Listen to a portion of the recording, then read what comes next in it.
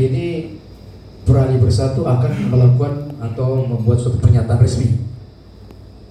Jadi Dewan Pimpinan Nasional Pradi Bersatu beri judul pernyataan resmi adalah tertibkan pra peradilan berulang, jaga kepastian hukum dan kewibawaan peradilan. Nah, DPN Pradi Bersatu memandang perlu menyampaikan sikap tegas terhadap fenomena pengajuan permohonan pra peradilan secara berulang dalam satu perkara pidana. Kami tegaskan bahwa Pradi Bersatu tidak anti pra peradilan. Justru saya berteriak-teriak kepada pihak Roy Suryo untuk silakan prapit, jangan hanya ngoceh. Jadi pra peradilan itu merupakan instrumen penting untuk menguji tindakan aparat penegak hukum dan melindungi hak tersangka dari kemungkinan tindakan yang sewenang-wenang. Namun kita perhatikan bahwa hak untuk mengajukan pra peradilan tidak boleh berubah menjadi instrumen untuk menghambat atau memperpanjang proses penegakan hukum. Atas dasar itulah Pradi Bersatu menyampaikan 7 alasan dan 7 tuntutan kepada Mahkamah Agung Republik Indonesia. Pertama, menjamin akses peradilan sederhana, cepat, dan biaya ringan. Proses peradilan pidana harus berjalan secara efektif dan tidak berlarut-larut. Jadi pengajuan pra peradilan secara berulang terhadap objek dan keadaan hukum yang pada substansinya sama, itu sama dengan berpotensi mengganggu jalannya pemeriksaan pokok perkara. Nah, karena itu mekanisme pra peradilan harusnya ditempatkan dalam kerangka asas sederhana, cepat, dan biaya ringan. Itu poin pertama. Poin kedua, harusnya menjaga kepastian hukum. Negara hukum membutuhkan kepastian hukum. Jadi apabila suatu objek hukum yang sama dapat dipersoalkan berkali-kali tanpa batas yang jelas, maka akan muncul ketidakpastian baik bagi tersangka, korban, aparat penegak hukum maupun masyarakat. Nah, karena itu diperlukan pedoman yang jelas mengenai kapan suatu permohonan prapit itu dapat diajukan kembali dan kapan harus dinyatakan tidak dapat diterima karena tidak terdapat objek atau keadaan hukum yang baru. Nah, ini hal yang paling penting ya, diperhatikan. Yang ketiga, Pradi Bersatu memandang bahwa yang ketiga adalah mencegah terganggunya pemeriksaan perkara pokok. Prapit itu seharusnya menjadi mekanisme kontrol yang cepat, bukan menjadi proses yang terus-menerus menghambat pemeriksaan pokok perkara.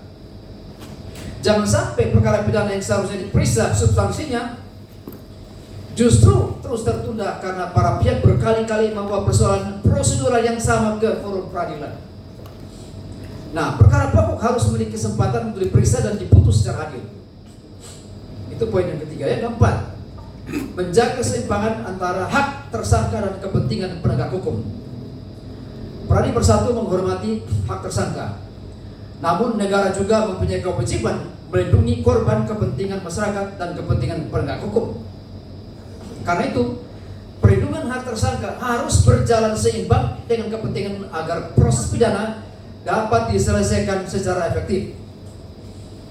Hak itu memang harus dilindungi, tetapi penyalahgunaan hak harus dicegah. Yang kelima, memberikan pedoman yang seragam bagi seluruh pengadilan. Saat ini diperlukan pedoman yang lebih jelas agar tidak terjadi perbedaan penafsiran mengenai pengajuan pra peradilan berulang. Oleh karena itu, Pradi Bersatu meminta Mahkamah Agung mempertimbangkan penerbitan SEMA, surat dari Mahkamah Agung, atau PERMA, peraturan Mahkamah Agung, atau pedoman yudisial lainnya yang dapat menjadi rujukan bagi seluruh pengadilan negeri. Nah, pedoman tersebut harus membedakan antara permohonan dengan objek hukum yang baru, dan juga yang kedua tindakan hukum baru, yang ketiga keadaan hukum baru, dan yang keempat adalah permohonan yang pada hakikatnya hanya mengulang objek dan alasan yang telah diperiksa dan diputus. Yang keenam, mencegah penyalahgunaan proses hukum atau disebut dengan abuse of process. Pra peradilan merupakan hak hukum yang harus dihormati, betul, tetapi setiap hak harus digunakan secara bertanggung jawab. Jadi pengajuan berulang yang tidak berdasarkan pada objek atau keadaan yang benar-benar baru itu berpotensi menjadi abuse of process apabila digunakan untuk mengulur waktu, menciptakan ketidakpastian atau menghambat pemeriksaan pokok perkara. Karena itu diperlukan batas yang jelas agar mekanisme perlindungan hukum tidak berubah menjadi instrumen penyalahgunaan proses hukum. Yang ketujuh, menjaga kewibawaan dan finalitas putusan pengadilan. Jadi pengadilan harus mempunyai kewibawaan dan setiap putusan harus memberikan kepastian hukum. Kita tentu menghormati hak setiap orang yang mencari keadilan dan mengoreksi kemungkinan kesalahan dalam proses hukum. Namun apabila persoalan yang sama dapat diajukan berulang kali tanpa batas yang jelas, maka pada hakikatnya finalitas putusan pengadilan dapat kehilangan maknanya. Negara hukum ini membutuhkan mekanisme koreksi, tetapi negara hukum juga membutuhkan titik akhir dari suatu proses hukum. Karena itu Peradilan Bersatu meminta Mahkamah Agung memberikan pedoman yang mampu menjaga keseimbangan antara akses terhadap keadilan dan kepastian hukum.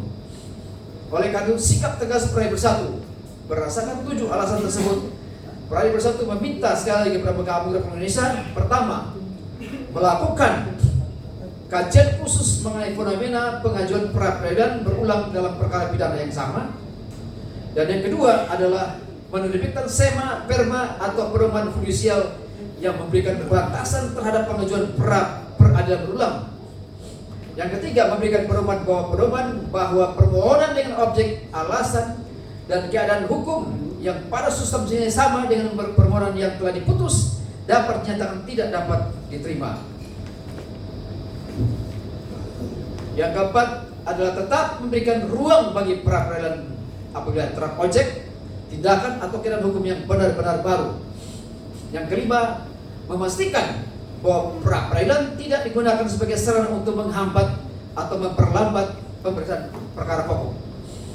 Sebagai penutup, Peradilan Bersatu menegaskan bahwa pra-peradilan adalah hak, bukan alat untuk menghambat peradilan. Hak tersangka wajib dilindungi, tetapi penyalahgunaan hak wajib dicegah.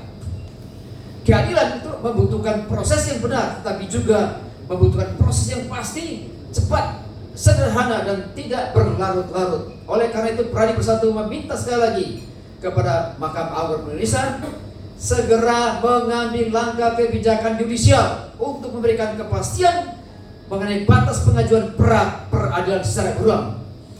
Sekali lagi, kami tidak meminta hak peradilan atau pra-peradilan dihapus. Kami tidak meminta tersangka kehilangan hak pembelaan. Kami pun tidak meminta aturan yang jelas agar hak tidak berubah menjadi penyalahgunaan proses hukum. Dan demikian pernyataan resmi Peradilan Bersatu disampaikan sebagai bentuk tanggung jawab moral dan konstitusional komunitas advokat dalam menjaga kepastian hukum, keadilan, efektivitas penegak hukum, dan kewibawaan lembaga peradilan di Indonesia. Jakarta, 10 Agustus 2006. DPN Peradilan Bersatu, Ketua dan Sekjen, Ketum dan Sekjen. Terima kasih. Assalamualaikum warahmatullahi wabarakatuh. Salam sejahtera bagi kita semua. Hari ini hukum kita sedang koma. Karena hukum ini bukan sebagai panglima untuk mencari keadilan di negeri ini, tapi politik telah menjadi panglima. Karena hukum itu adalah produk politik untuk saat ini. Kita melihat apa yang terjadi, suatu drama yang menyedihkan. Bagaimana pra-peradilan itu diajukan sebagai tameng dalam menghadapi sidang pembuktian atau sidang pokok perkara yang selama ini mereka menantang dan selalu mengglorifikasikan bahwasanya Bapak Joko Widodo sebagai saksi korban, sebagai saksi pelapor tidak akan hadir dalam sidang, yaitu sidang pembuktian pokok perkara. Ternyata apa yang kita lihat adalah mereka ini adalah pengecut sebenarnya. Saya garis bawahi dan saya highlight, mereka adalah pengecut semuanya. Dan orang-orang yang di oknum-oknum yang di belakangnya, yang mensupportnya, sehingga yang saya katakan hukum itu koma.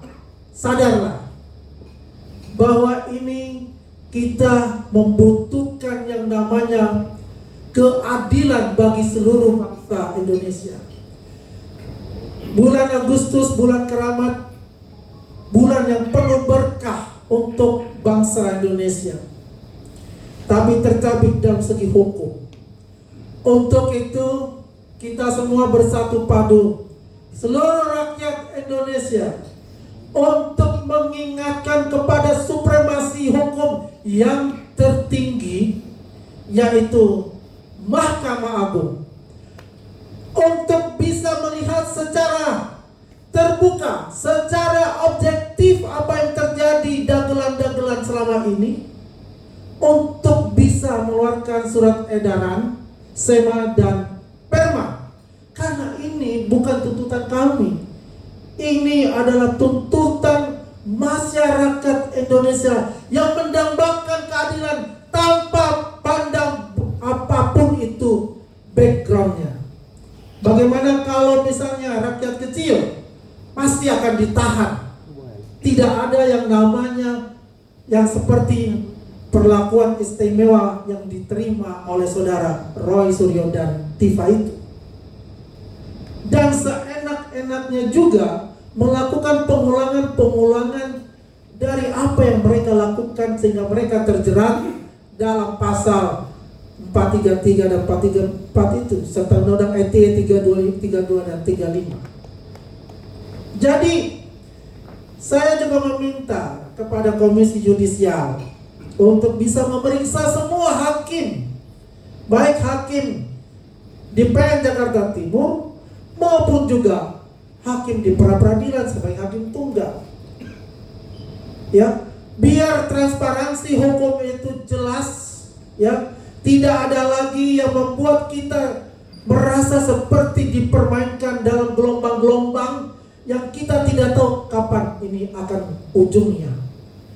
Jadi teman-teman, para mahasiswa, para masyarakat pemerhati hukum, dan seluruh masyarakat Indonesia menanti yang namanya kepastian hukum yang terjabarkan nanti dengan sidang dari Bapak Insinyur Joko Widodo di pokok perkara. Karena drama ini melebihi dari drama-drama Korea ataupun drama Cina. Ini sudah 2 tahun dan tidak ada kepastian sampai di mana ujungnya.